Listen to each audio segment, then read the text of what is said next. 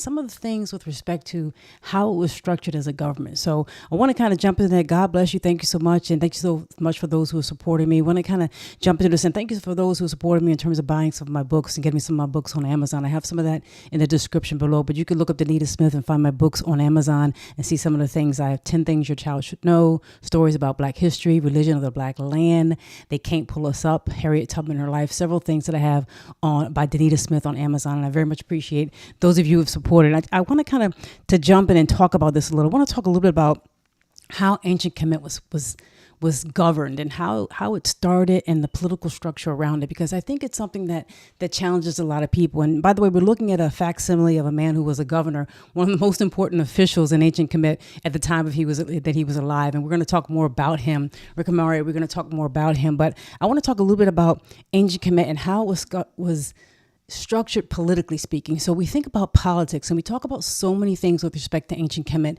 I'm going to say some things that some people may not like. It may ruffle some feathers, if you will. But as we talk about Ancient Kemet, we think about that, and people are very, caught up on ethnicity and things like that. Ancient Kemet was an African society. It was a Black African society. They were Africans and they were Black, and these were the indigenous people in the Nile Valley who developed this country that would become Ancient Kemet. So we know that it wasn't some, master or mysterious alien people that came up from someplace else and suddenly dropped in and created Ancient Kemet. It was an African Black society. It was an African Black society that had power, right? Had power and influence that stretched long beyond its borders, especially during the New Kingdom.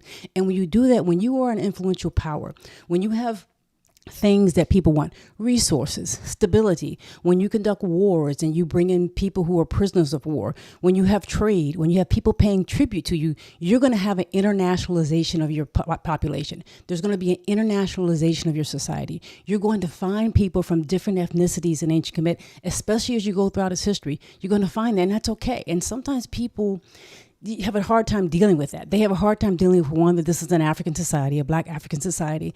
And they also have a hard time dealing with, even if they accept that there were other people and different people within the borders of Ancient Kemet, that you're going to find art with respect to that. You're going to find documentation with respect to that. But you have to stop for a minute and understand that this was a powerhouse. Ancient Kemet was a powerhouse in the time period within which it was blossoming and within which it was really controlling that whole area. It was a powerhouse. It was internationalized in a lot of ways. And when you have that much power and structure and influence, you are going to attract people.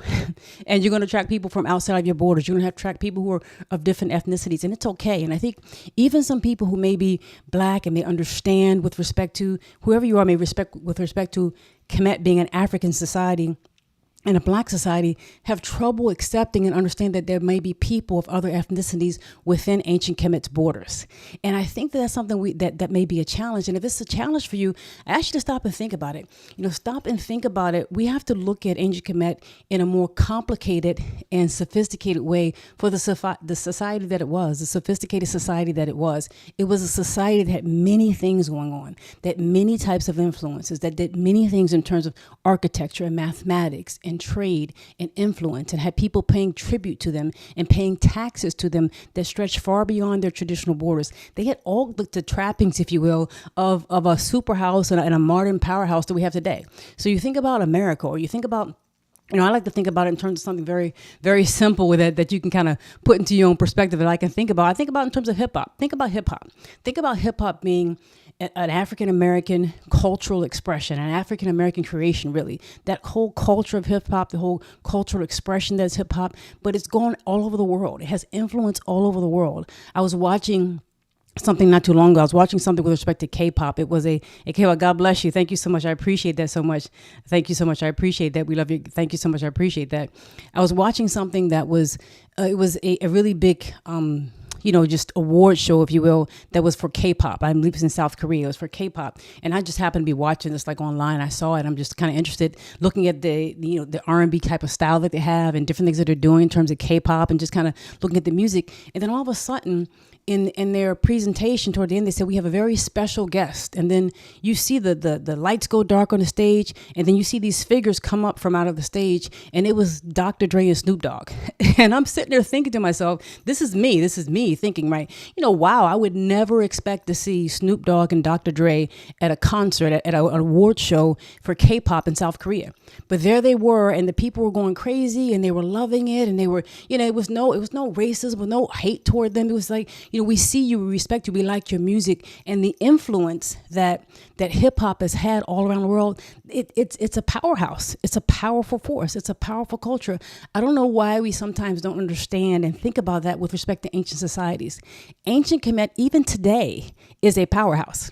It is a culture, and it was a culture, and still is for people who look at it and practice this culture, because I know a lot of people may claim heritage but really don't practice the culture or some of the lessons from it. But it has an impact on people today, thousands of years after it's gone from its existence, thousands of years after this man lived. And this man lived during the New Kingdom, by the way, and during the time of around Thutmose III and Amenhotep II. But it has a cultural influence and a societal and a historical influence that has stretched far beyond its borders during its lifetime, during its heyday, and far beyond its time period, right? And so when we think of it, just like I think about hip hop, you understand that a lot of people are going to like it. A lot of people like the powerfulness. A lot of people like the expression, the art form, all that it brings. People embrace that from all different cultures, whether they created it, obviously, or not, right?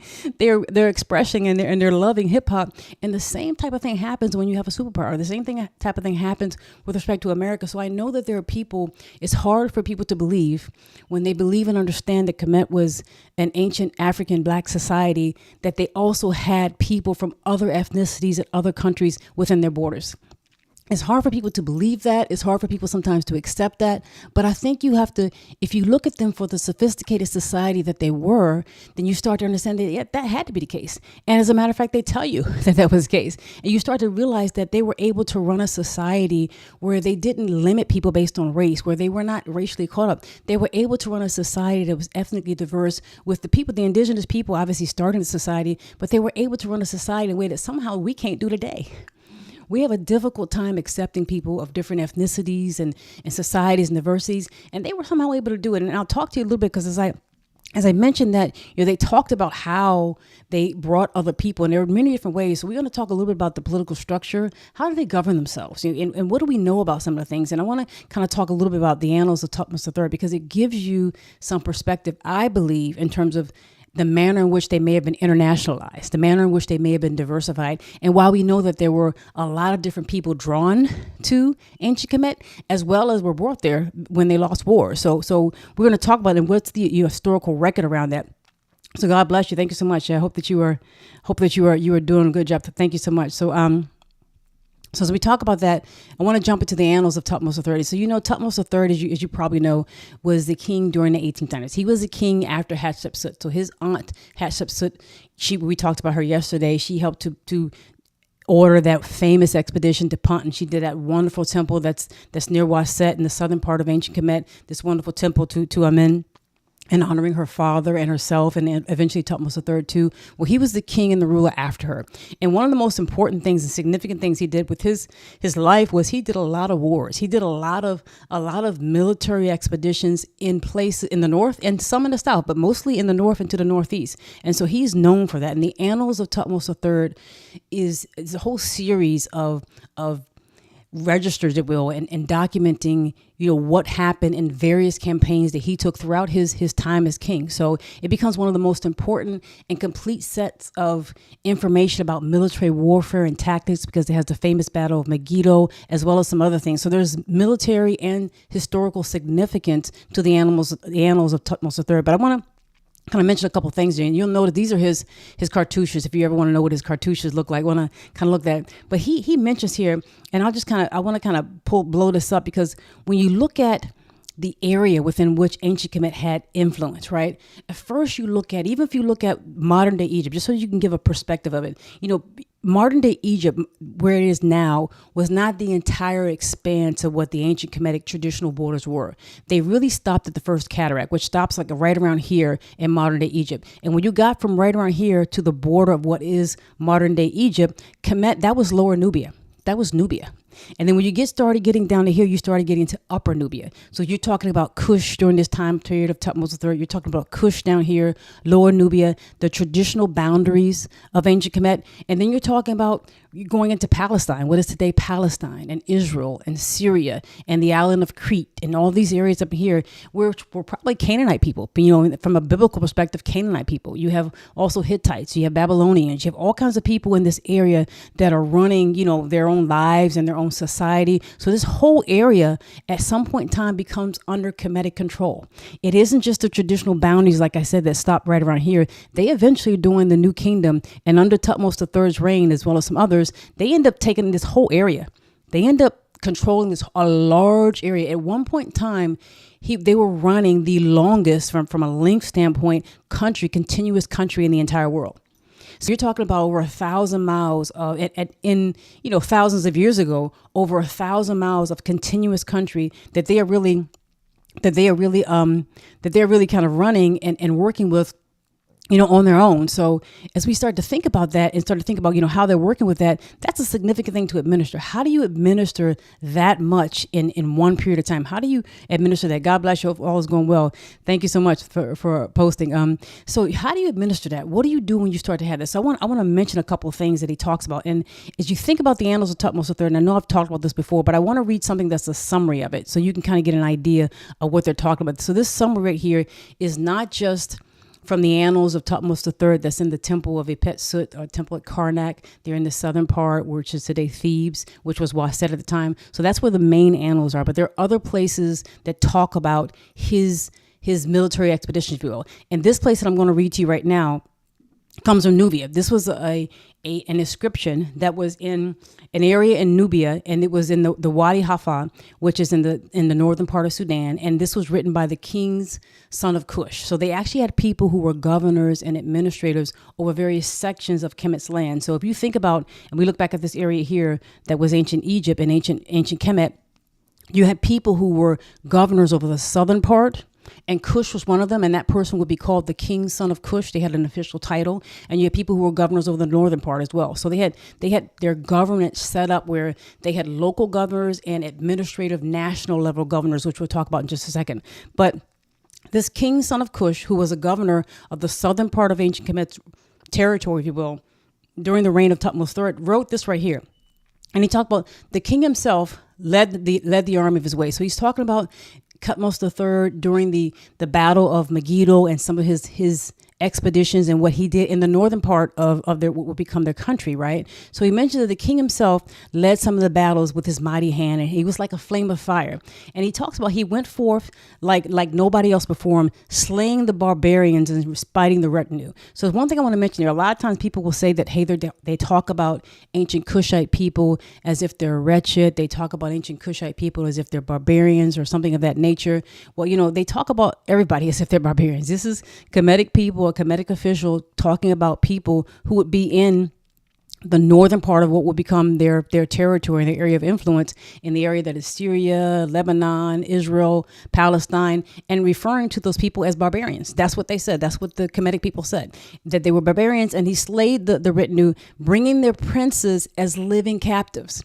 Now, when I first read this, I started to think about this, that not only did he defeat them, and the battle of Megiddo was a significant battle, and I'll talk about it. I'll probably talk about it again because it's a remarkable battle, and it's remarkable documentation that goes along with the battle. But you see right here, they're talking in ancient Kemet, written down in Kush, in the area that they were controlling at that time, that Thutmose III, that he brought back living captives and their chariots, and it was filled with gold and their horses and people that were in the area that we call Libya now, the Tejemnu, who are in the western part, the northwestern part of Kemet's borders, that they were giving tribute to Thutmose III, that they were bringing things to him, and that they were paying tribute to him and kind of bowing down and being in deference to him. So he's talking right there. And there are several campaigns. So I'll kind of just quickly kind of show you so you know what I'm talking about. When they talk about the annals of Thutmose III, you're talking about almost 20 campaigns. God bless you. Thank you so much. Appreciate it. Yes, God bless. So making sure that's moving. We're talking about some 20 campaigns. So as we start to talk about, we're talking about his first campaign was the Battle of Megiddo. That was significant. Then you have the second campaign that he's going towards people and he's collecting tribute. They're paying taxes. They're giving money to him, right? I want you to see this, because when you start to really read this, what strikes me is, one, they're bringing people from other parts of the world and they're bringing them captive back into ancient Kemet, and they're making them work. They're bringing them captive. That's what they did in ancient times in war. They brought people captive. It wasn't just the Kemetic people. You know, the Kushite people did it. The Babylonians did it. The Assyrians did it. The Persians did it. The Greeks, everybody did it. People did that in ancient. If you lost a war, you brought captives back. And sometimes they made them work maybe at the Temple of Amen, helping to erect things. And a lot of times those people may have just mingled into society. It's not like they took them back, right? They came in from other parts of the world and they mingled into society. More than likely, they didn't like bring them back. But he had several campaigns. So he's collecting tribute. They're giving him money. They're giving him horses. They're giving him gold. They're giving him people. They're giving him all kinds of resources, granary, things that they would use their ships and their navy, things they would use for warfare on the sea, on the waters. He has this fourth campaign. He's going back and forth. He's going into places several times, and he mentions in several of these annals that are in the temple at Karnak, Apet-Sut, he mentions receiving tribute from the Babylonians and the Hittites. So if you notice right there, he's talking about right there, he receiving tribute and money from the Babylonians and the Hittites. So you start to think about this. This is an international place. You know, ancient Kemet is not just limited to the borders of the Mediterranean Sea and Aswan, you know, south of the first cataract. That's not where their borders are limited, especially not during the New Kingdom. They are extending way beyond that. And they have people giving them, the Babylonians, the Hittites, and these annals of Thutmose III might be the first time that the Hittites are even mentioned in history. The first time that they're mentioned in historical records may be in these annals that are written on the walls of Apet-Sut by Thutmose III, talking about his exploits in the area of Syria and Palestine. It also mentions, very importantly, it mentions that he's receiving resources from Punt. Right? This is talking about he's receiving resources from Nubia and from Punt. So you start to see that ancient Kemet is an international country. By this time, it is an international country, and its borders are now going way beyond, way south of the second cataract. It's going into the third cataract and beyond during this time in the New Kingdom. And it's stretching, and its influence and the people who are paying them tribute, they're going all the way into Syria and to Palestine and to what is today modern day Israel. This is where Thutmose III is extending their borders, and Thutmose I did it before him. So you're talking about a situation where you had an organization and a situation where they were very much organized. They were very much, having to set up a political structure that was strong and a political structure that handled a lot of different people. So as we start to think about it, I kind of ask that we think about them in a slightly more of a sophisticated way, slightly more of how did they run all this? How did they manage all this? How did they manage to do all the things they needed to do to administer their country and to fight the wars they were fighting and to deal with the prisoners that they brought back and to manage the temples and to deal with the flooding of the Nile and to collect taxes and to make sure their borders were secure and to make sure people were educated who needed to be educated. All these things that needed to be done up and down a territory that lasted over 1,000 miles long. Thousands of years ago, you start to understand that they were sophisticated and that they had a government that was organized. And as I'll stop right there, I'll see if there's anybody put some things in the God bless you, Hotep, to tell you how God bless you as well. Hotep to you as well. God bless you. Thank you so much for commenting. So as we get it, I want to kind of jump into it because this gentleman right here, as I mentioned, was born during this time. This is a facsimile of a man. And he's kind of in a Ausarian like kind of pose there. He was born during this time. He would have been a person in ancient Kemet. You can look at him. You can kind of see his ethnicity. You can see his face. It's amazing the detail that they show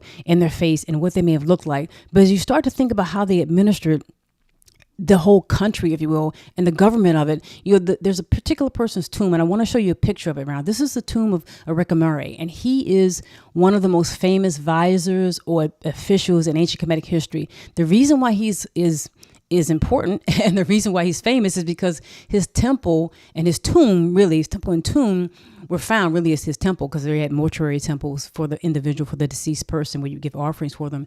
His temple included so much information as to his responsibilities as an administrator in ancient Kemet. And as I talk about and kind of jump into that a little bit, This is a facsimile of him, a depiction of him, and you can see this depiction of him. We're going to show more pictures of him, but he's sitting there with his mom. That's he and his mom, a depiction of he and his mom in front of the offering table, and he is someone who's responsible for a whole plethora of things that's taking place in ancient Kemet. And as I kind of jump on that and kind of put that up, I want to just pull out a couple of those things really quick. So when they're thinking about, administrators in ancient Kemet, they did a number of things. They helped to be almost like the secondhand person with respect to the king. As I mentioned, ancient Kemet, the borders of ancient Kemet, and including Kush as well, were kind of separated within its borders into the northern part and the southern part. And they had officials that were governing either the north and the south. And they did everything from collecting taxes from other officials. So if you were somebody who was a mayor in a local town in one of the provinces, if you will, in ancient Kemet, and they had provinces, it wasn't just cities. They had, we call them nomes because we use a Greek term, but you're talking about areas or provinces that had collections of cities, collections of small towns that made up a given area. And a given area would have a governor over that area, and governors and people who were in charge locally as well. They would be responsible for collecting taxes. They would be responsible for handling disputes, because as you can imagine, people would live and die like we do today, and they would leave land to their family, or they would leave money or resources to go to their own mortuary temples. And there were contracts that were signed between people and priests. There were people who enter into agreements themselves with trade. So you had all kinds of disputes that you might imagine would happen in any country that's 1,000 miles long. We have many people. So we had local governors and local officials who would handle that. And then they would feed into a larger set of officials, the administrators being at the top, right below the king.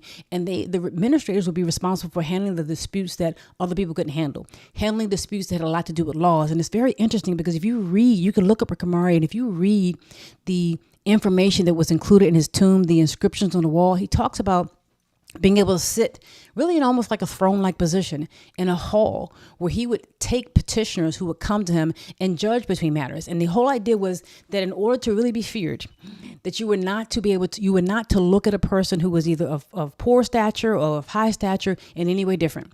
You could not be seen as being partial to anybody, or you would not be respected. The office of this administrator would not be respected, and you would undermine the king, because the king has to be seen as somebody who's just, who does just for people in need. That you have to be able, the people who are doing the work, just like any country, any major country, the people doing the work are making the country run. The people who are doing the agriculture, the people who are building the temples, the people who are taking care of the Nile and taking care of the flood and measuring the Nile. Your soldiers, right? If you don't have soldiers that are happy, it's hard for you to protect your borders or to win when you go to war. All these things become very significant. And the people who are doing the hard, back-breaking labor are making your country go. And so and most of them are not going to be rich. That's in almost any society, right? Most people are not going to be filthy rich if they are making that. It's just not going to happen most of the time. And so if you're not seen as somebody who's just, if you're not seen as somebody who's administering justice, then you undermine the whole fabric of the society. And that's what they were taught. It's on the walls of his tomb. They're taught that. And if you don't do that, you're undermining the authority of the king, because the administrator, like Rekhmire was, reported directly to the king. He was in charge of collecting taxes from other officials. There was also a chief treasurer who collected taxes from the people. Rekhmire was also in charge of the king's house. He was the one every day. He would get up in the morning time and he would hear the most important petitions that would come to him, the most important things. And he would have his own hall, and he would have scribes in his hall, and he would have a own little small kind of court, if you will. And he would have a doorkeeper, and the doorkeeper would bring in people, and people would be in line, right? And it was very important. They said the person who was first in line must be heard first. You couldn't have people skipping line, because that would also be seen to be unjust. And if a person did not feel as if they were being heard, you would not be able to have a just, feeling and perception, if you will, amongst people, if people weren't able to say what they needed to say. And so you couldn't even talk to people. They mentioned that when he heard people come before him, he was not to nod as they talked. He was just to listen to the facts. He was not to look at one person more than the other. He was to listen to the facts and to give his judgment based on these 40 skins. So apparently there were 40 rolls, 40 documents, if you will, that were laws, that were edicts, either passed by the king or rules that were in ancient Kemet. And he would have the 40 skins before him. This is amazing, right? I've never heard this. Think about this. He goes there. He's in the hall. He has a seat.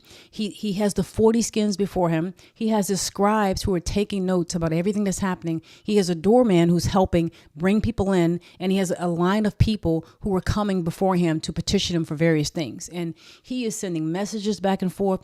And he is to listen to them in an impartial way. He's not supposed to be, overly happy with people. He's not supposed to be overly sad. He's supposed to directly administer justice in a way that's fair. And sometimes he may have to be bitter. He may have to not show emotion because he's supposed to be listening to the facts. This is 3,000, 4,000, 5,000 years ago, guys. They're talking about this 3,000 or 4,000 years ago about justice and legality. This is how they're administering and structuring their government and administering their legal system in Ancient Kemet. And it's very much like many of the things and many of the principles we do today, but we never talk about it.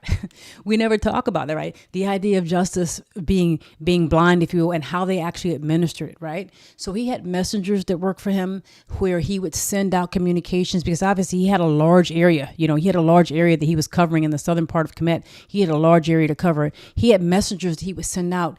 And anything, very interesting, anything that was given to him, anything that was a petition, any type of complaint had to be in writing. People were not allowed to come before him or to come before the king and give an oral petition and an oral argument and an oral complaint. Very interesting, right? This is thousands of years ago. They had to do it in writing. We think about writing and the ways in which the Kemetic people used writing. They use it way more than what we just show, right? They use it in many more administrative things than we show. And we should teach our children this. When we're thinking about politics and how things are organized and just the political structure of Ancient Kemet, not just the kingship and the hieroglyphics, which are important, or even just, from a religious standpoint, which I believe is very significant and important. I think sometimes you got to look at just the specifics of how did they politically structure themselves? How did they administer justice in their legal system? How did they handle contracts? How did they manage disputes? How did they collect things from people, taxes, because you had to be able to collect things in order to function, right? How did they fund the things that were happening in the Temple of Amen and various places like that? So he collected taxes. He judged disputes. He was someone, after he heard people, the important cases of the day, apparently it was his job to also then go before the king. And he had to go before the king on a daily basis and give the king a report on how things were going in the land. He had to give the king an official report. So the king is like basically using him almost like a vice president, right? You get all this information, and he had a lot of responsibility. I hope they paid him well.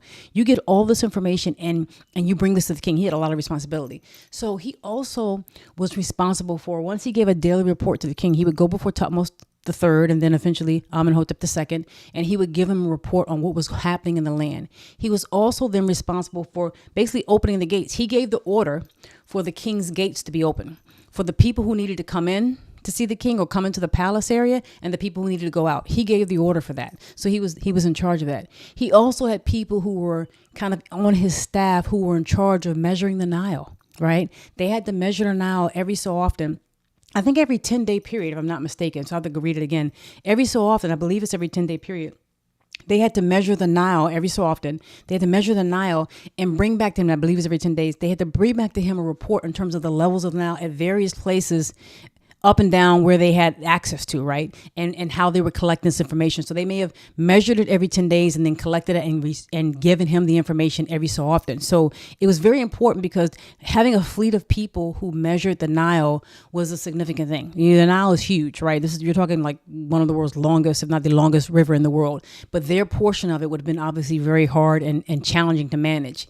And if the waters of the Nile were not at certain levels at certain times of the year, then you would have a difficult time traveling, because some parts below the first cataract, if you had to go to the southern part where your territory was in ancient Kush and to work with your fortresses or the people there or the trade there, you'd have a difficult time if the waters were not high. And if there was a bad raining season, so to speak, you'd have a difficult time with agriculture.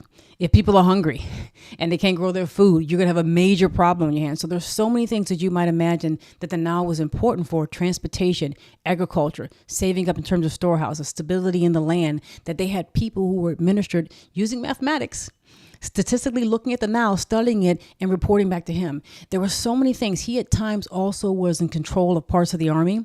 You know, if the king went about visiting various places around the world that the king had to go to, he was in charge of the army that was there at the palace and told them where to go, where they were stationed. He also had a very important role of helping to bring in the offerings that were coming to the temple of Amen and the Pet Sut, the whole temple of Karnak, the offerings that would come in from around the world, from around the area of the world. He was in charge of helping to measure that, to receive that, and to make sure it was distributed to the places it needed to go. He had a lot of things that he did, right? So your advisors, your administrators are doing a lot of things in Ancient Kemet. There you go. God bless you.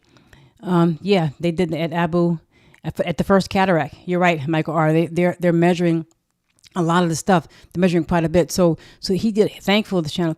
God bless you. Thank you for looking at this. Set him and tap. Thank you so much for saying that. A magnificent show. I appreciate it. So as you start to think about that, thank you for saying that. You just start to think about that.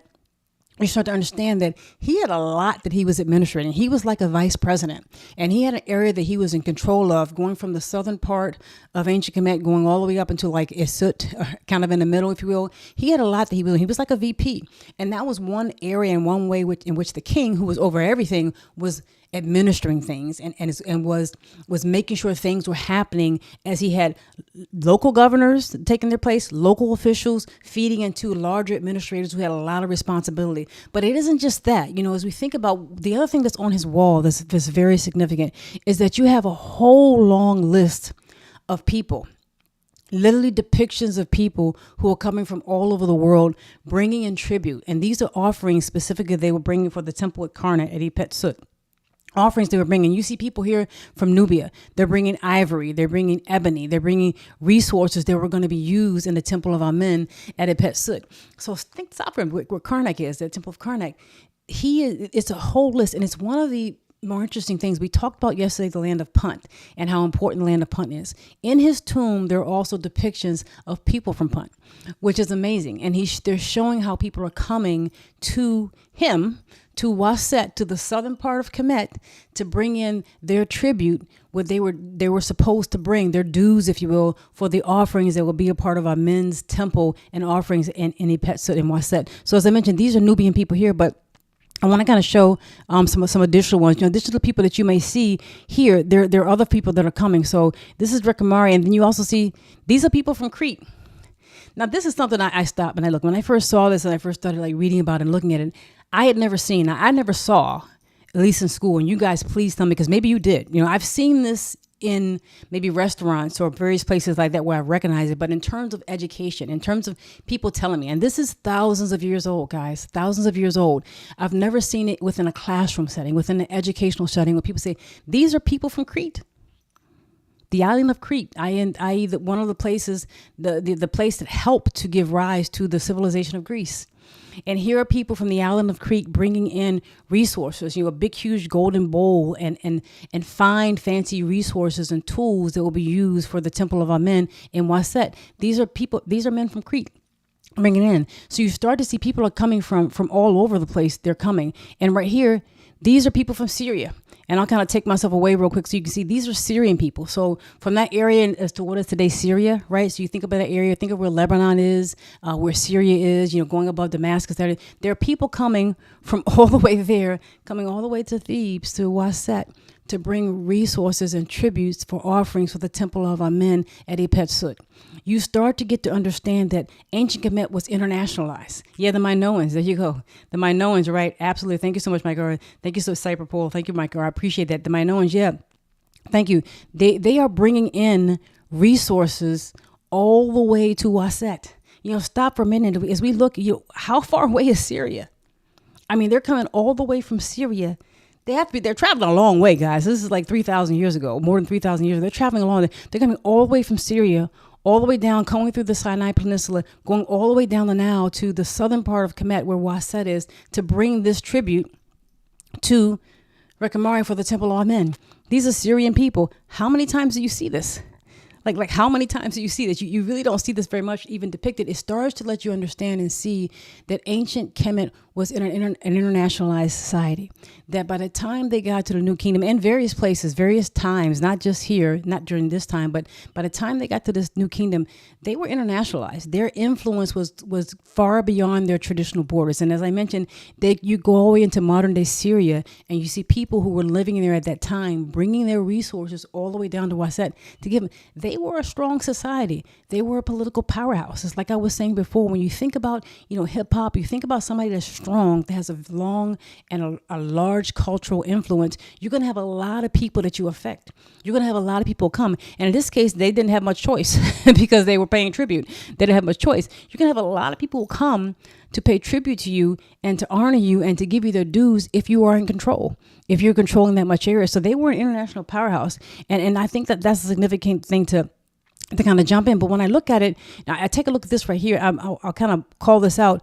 I talked about yesterday. This is a depiction of the king and queen of Punt.